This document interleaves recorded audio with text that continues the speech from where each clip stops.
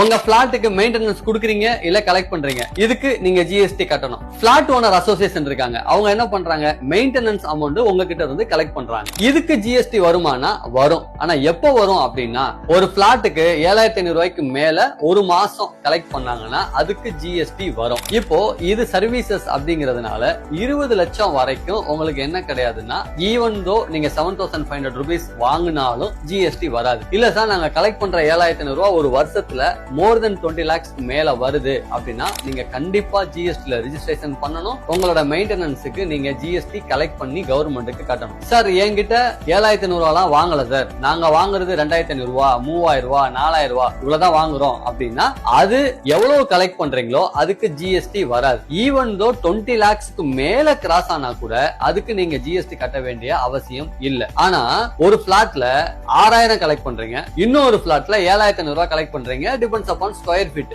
அப்படின்னு வச்சுக்கோங்க. இந்த மாதிரி சிச்சுவேஷன்ல 20 லட்சத்துக்கு மேல தாண்டும் போது நீங்க 7500 பிளாட்டுக்கு மட்டும் ஜிஎஸ்டி கலெக்ட் பண்ணா போதும். இந்த 6000 ரூபாய் அமௌண்ட் உள்ள பிளாட்டுக்கு நீங்க ஜிஎஸ்டி கலெக்ட் பண்ண வேண்டிய அவசியம் இல்ல.